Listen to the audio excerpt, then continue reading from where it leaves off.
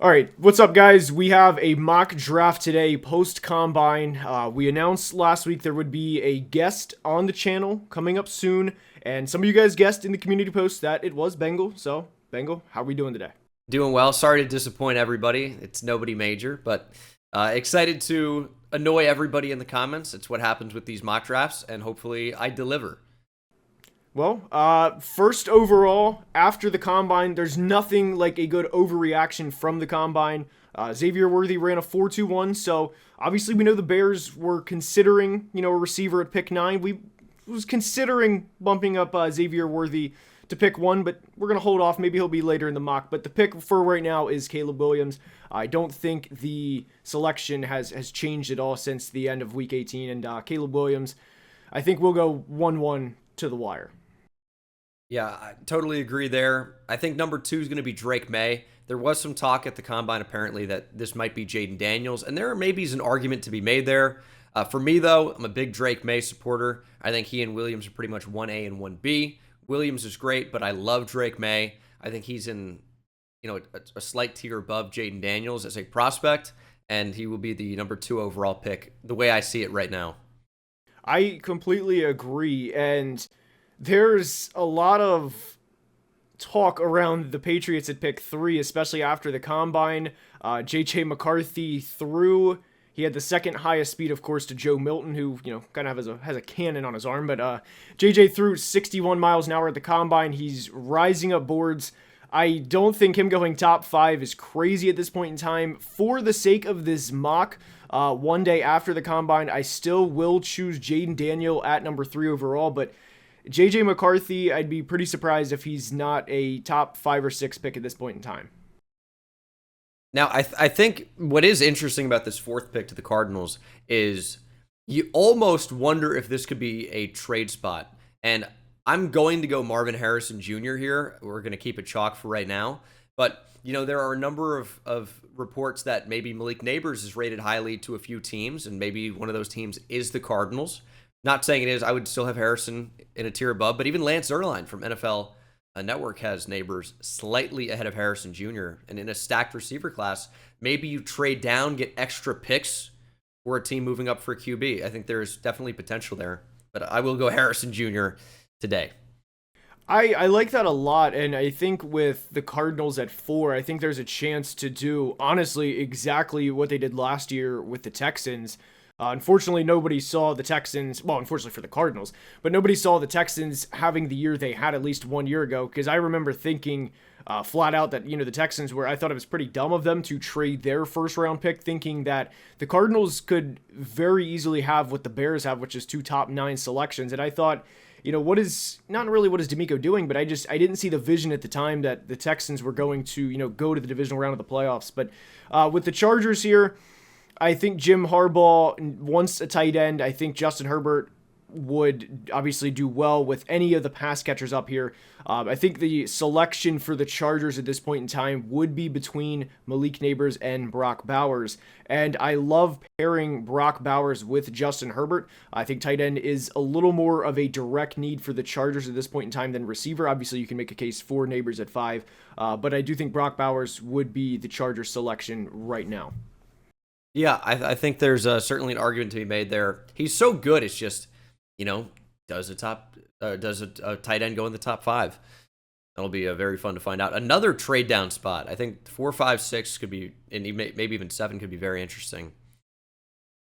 For my Giants, of course, a great name, Bengal. Unfortunate, but it is what it is. I'm going to go Malik Nabers. I think Roma Dunze would be in play here as well. Obviously, a quarterback could be in play here also. It kind of reminds me of the Mac Jones hype. Remember when there was talks about him going to the Niners at 3, and then it ended up being Trey Lance. I think McCarthy's getting a really big push right now, maybe even being talked about as a top 5 or 6 pick. Could end up happening, but I think he might be more in that top 12 or 15 range. I'm going to go Nabers at 6. I'm glad that Danny Dimes is getting a weapon, but I think this draft, I really hope this plays out this way for the Titans. They took a gamble last year on Andre Dillard, and whenever you take a gamble on a former high draft pick, it is a true flip of the coin, and I feel like more often than not, when it's a gamble like that on an offensive line, that it's not going to work out. And Joe Alt has been a player that I've personally mocked to them a couple of times, and Joe Alt is still going to be the same player that I mocked the Titans today. I really think it's a great fit, and this receiver class is so deep that the Titans can still get a guy in the second round, but they can protect Will Levis's, or even if there's a quarterback after Will Levis's blind side for at least the first 5 or 6 years of their career with Alt and Skoronski. So Joe Alt to the Titans is one of my favorite fits in the entire class. Yeah, very easy to make. Number 8 for the Falcons, I think, is where things get a little bit more interesting because is this the first defensive player off the board? Maybe one of the top edge rushers. Of course, Dallas Turner's, who I've had here quite a bit. Jared Verse may be in play for that as well. Leatu Latu's medicals apparently came back pretty clean.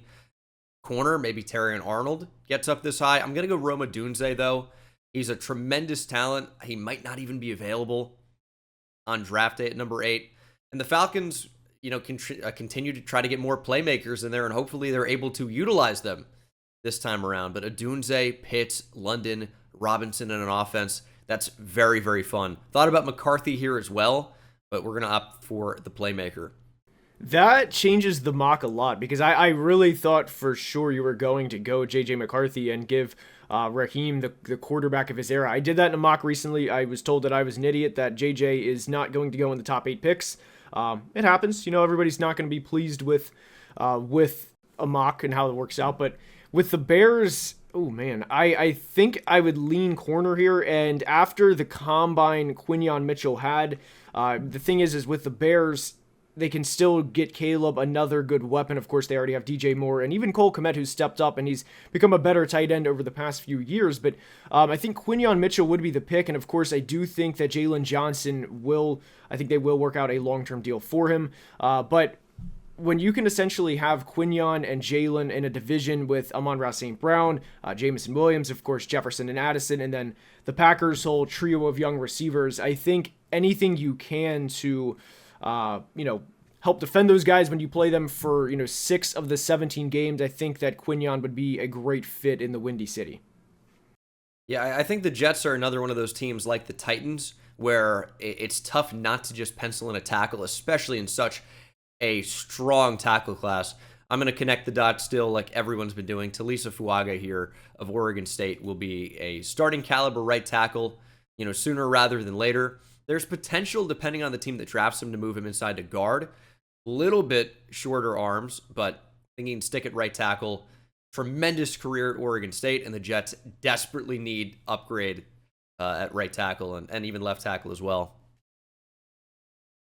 So with my Vikings on the clock here, there's 3 players that I'd be looking at. I'd be looking at Dallas Turner, Jared Verse, and of course, at this point, J.J. McCarthy would definitely be in play. I think with the combine Verse had, with bringing back Danielle Hunter, I do think Danielle Hunter will be brought back. And I think in Brian Flores' defense last year, especially pertaining to the talent on the roster, that Flores overcame a lot of talent deficiencies. And if you compare Verse and Danielle, because what a lot of people don't realize is Danielle is only 29 years old. I know he's been in the league for seemingly forever, but there's a very real possibility that Jared Verse and Danielle Hunter could be a duo like Danielle Hunter and Everson were for the first couple years of Danielle's career. And you can never have enough pass rush in today's NFL. So I like Jared Verse and Danielle Hunter as a duo quite a bit. You have all those Vikings edge rushers ready to hit free agency as well. I don't even know who they would have there if they're not able to retain, that big 3. Davenport obviously didn't do a whole lot, but Davenport, Wanham, and Danielle Hunter all scheduled to hit free agency, right? They are, yes, sir. Be losing a lot. So Broncos at 12, I think you've made it pretty easy for me. I think this would probably have to be J.J. McCarthy. Maybe the Broncos do something in free agency. I kind of think the Falcons will. It seems like Kirk Cousins could be a Falcon, maybe. We'll see. But the Broncos, they don't really have their QB of the future right now. And, is Jarrett Stidham the best QB on roster?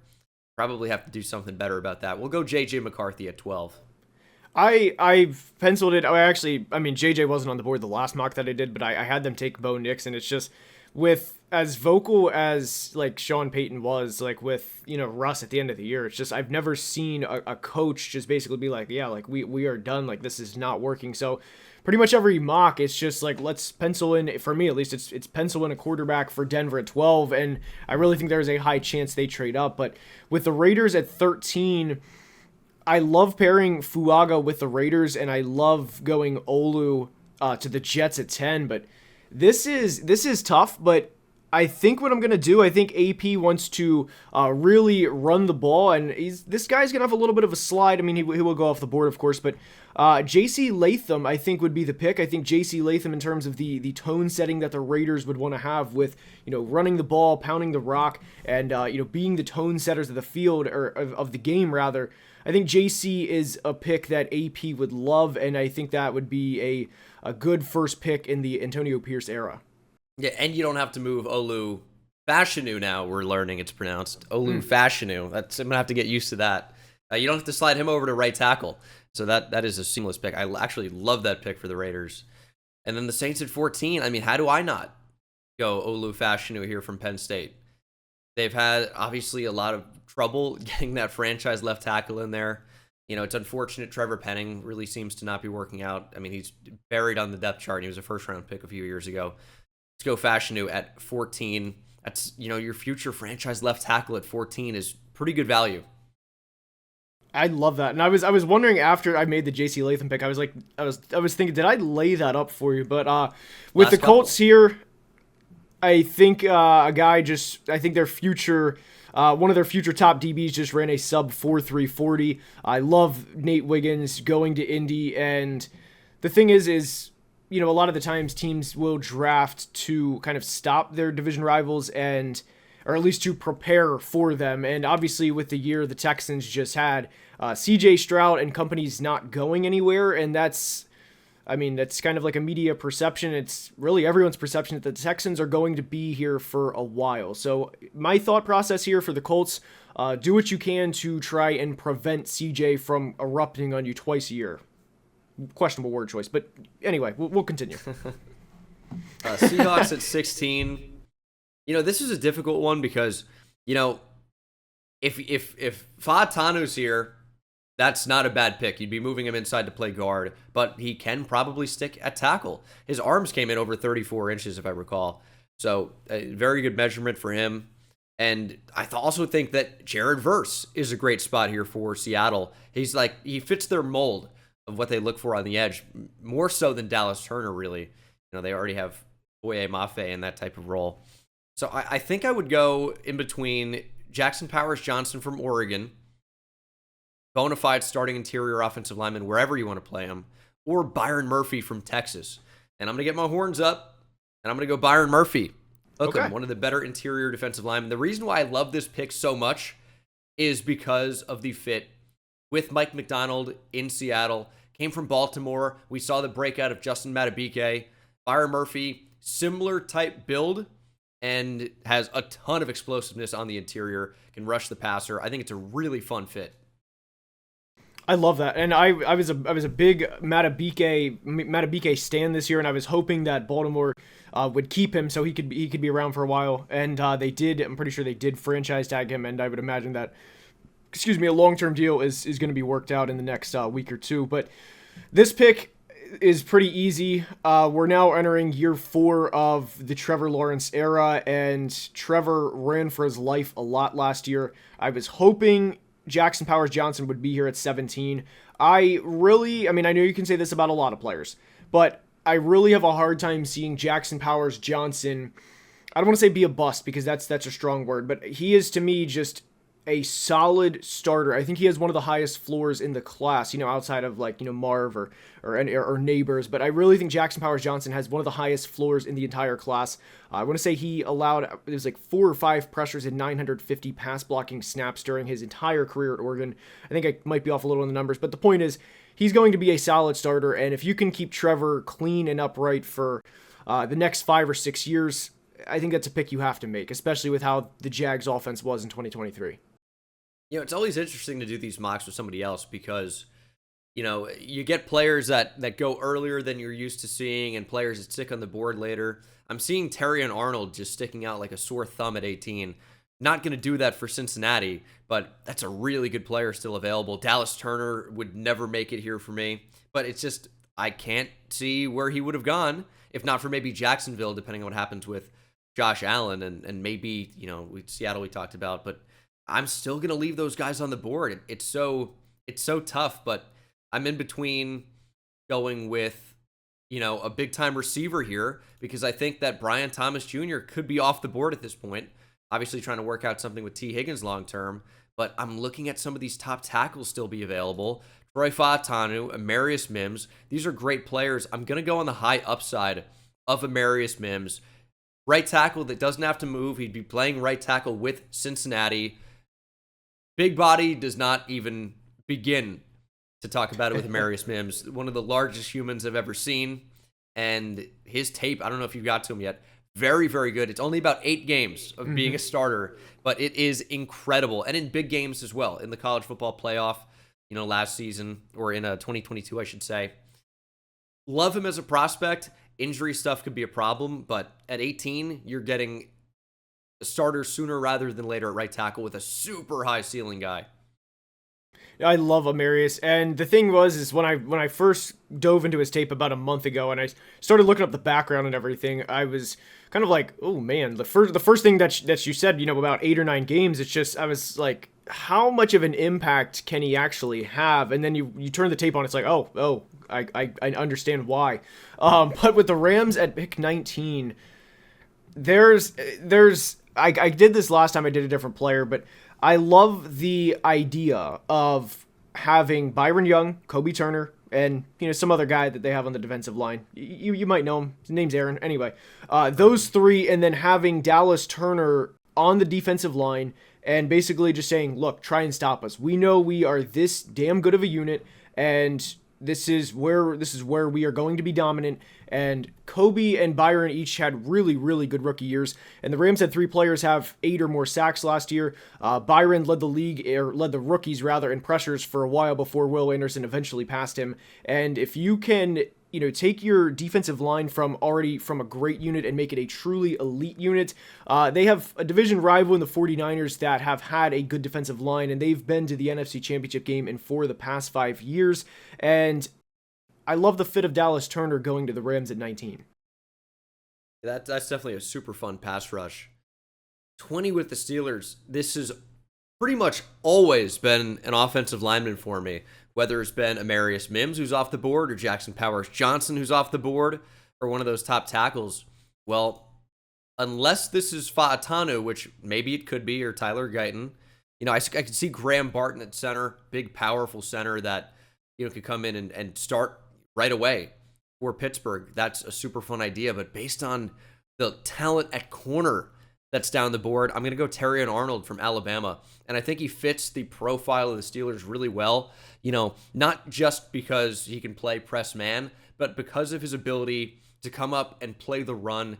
He is as tenacious a player in this draft class, super, super fun player, and I think the player is just far too good to be available here at number 24 Pittsburgh when they need help in the secondary, especially at cornerback. That is a bona fide CB1 type player and a really nice pairing with Joey Porter Jr. You have Terrion Arnold to play the field. Joey Porter Jr. is your typical boundary type corner. I love that pairing. And I also think in terms of how a guy would fit with the city, just in terms of gritty, like you said, he's not afraid to come up and play the run. Kool-Aid isn't either, for that matter. Another Alabama corner, but no, I love Terrion, and I love the city fit as well as the roster fit for him to go to Pittsburgh. But another Alabama DB in the mix too with Nika. Oh yeah. With Miami on the clock, I think with Connor Williams entering free agency. With the success they had this past year, both running and throwing the ball, and kind of injuries eventually caught up to him. I don't know how much of the Dolphins' offensive line is going to be back, and I like Troy Fautanu a lot. The offensive line versatility, like you said, he had 34-inch arms at the combine. I thought that was a big positive for him. But I think he could easily come in and play at a high level at guard in the absolute worst case. So I like Fautanu to the Dolphins quite a bit at pick 21. Yeah, definitely could see that. I thought you were going to make that move with the Jags earlier, and Faetanu could be guard sooner, rather than later, and then kick out to tackle, depending on what happens with, Cam Robinson maybe. But same logic there with the Dolphins, and that's very good value. The Eagles is tough at 22 because there are a lot of good players available, and you almost wonder, is Leatu Latu the pick with the rumors of Hassan Reddick potentially going elsewhere? And Cooper DeJean is there that can be a versatile DB or potentially move back to safety, team up with Reed Blankenship. A very interesting pairing there. And then also, Jason Kelsey retires today. Maybe that makes them prioritize offensive line even more. I know Cam Jurgens expected to be that future starting center, but could always get more depth, especially if you're Philadelphia. But I'm going to go wild. And I'm going to go with LSU's Brian Thomas Jr. Yes, wide receiver is not the biggest need for Philly, but this just might be the best player available here at 22. And a receiving core with A.J. Brown, Devontae Smith, and then Brian Thomas Jr. to really stretch the field. That would be a very tough trio to stop. And they've really been looking for that third receiver for a while now and haven't been able to get it. Olamide Zaccheaus, Quez Watkins, not even close to the same level of Brian Thomas Jr. It's not the most pressing of needs, in my opinion, but it is just probably the best player available here at 22. I know I say this a lot, but I really do love the fit of Brian Thomas Jr. going to the Eagles. And to be honest, I was hoping you made that pick because the viewers can see that Troy Franklin was ranked a little above Brian Thomas.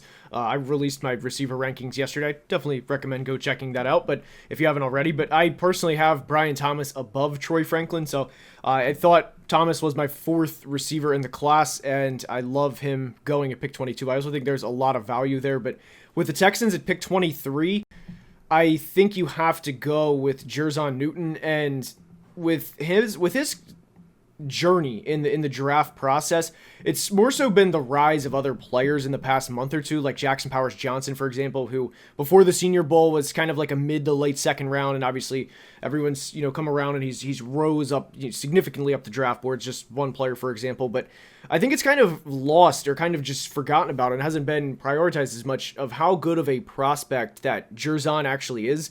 And there was a point in time where it was pretty common that if the Vikings didn't take a quarterback at pick 11, that he was the guy at pick 11. And now it's in the past month, like, let's just push him down because other guys are coming up. And I think he has the chance to be a mid to late first round steal. And I love the fit with him going to Houston. Yeah, they could definitely use some juice on the interior. We'll have to see if they bring back Jonathan Grenard as well off the edge. That would be very interesting. Cowboys have made things difficult at 24. Tyron Smith not expected to be back. So, I was already going tackle here pretty often, and now it really feels like a huge need. But looking at the available offensive tackles, who really is going to stick at left tackle among Graham Barton? Unlikely, probably moves inside.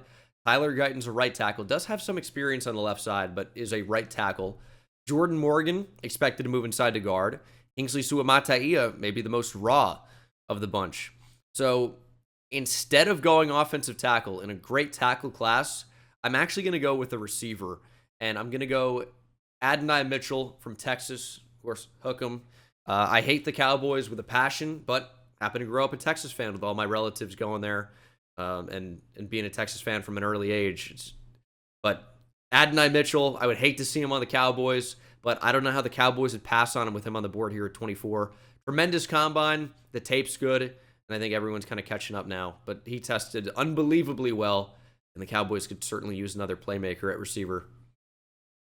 I love that pick, and I know you tweeted about Xavier Worthy. I saw a tweet. It was something like this combine performance, like maybe the best of all time. But that was hyperbolic. I was hyperbolic, yeah, but still. But I was gonna reply, and I was like, I don't know. Like, I think AD has a case like just as good for how big he is, and just to Brian Thomas Jr. too. Yeah, those receiver three class is nasty.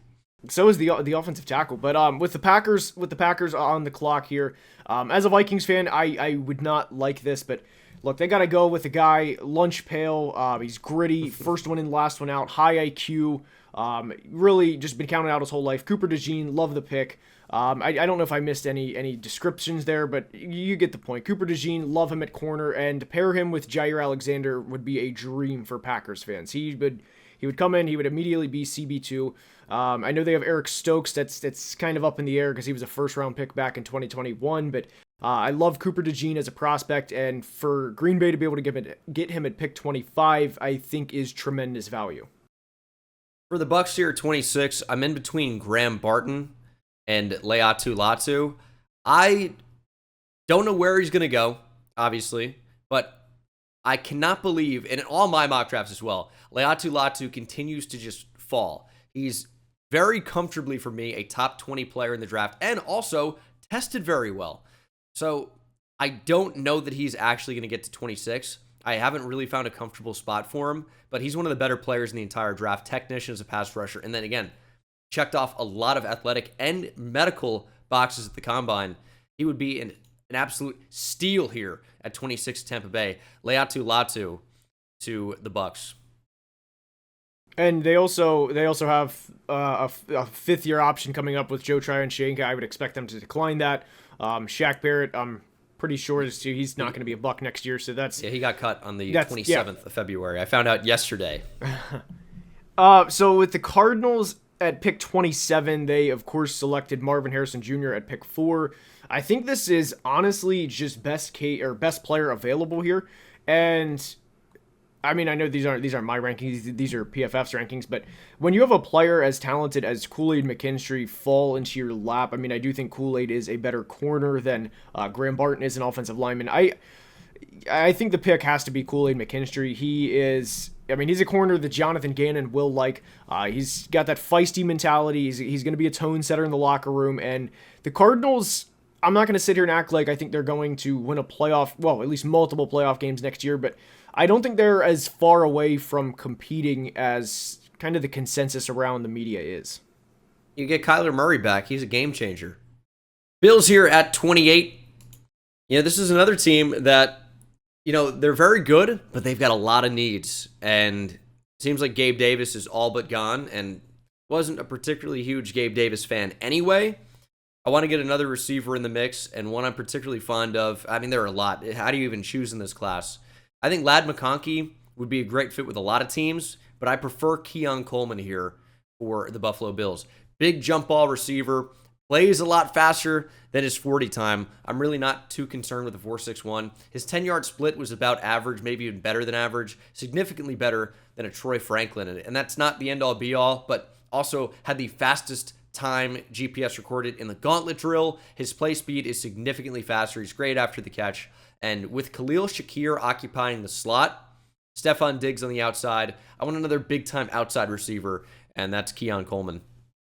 That's an interesting pick. I honestly thought Troy Franklin would have been the pick. Troy Franklin might be the pick by the end of the first round.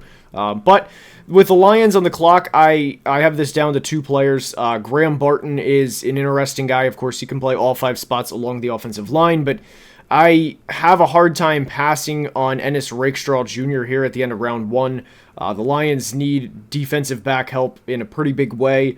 They went to the NFC Championship game last year. That wasn't by accident, and I think Rakestraw fits more of a need now than Graham Barton does, and I wouldn't want to pass on that type of talent with the need the Lions have at corner versus the need they have along the offensive line.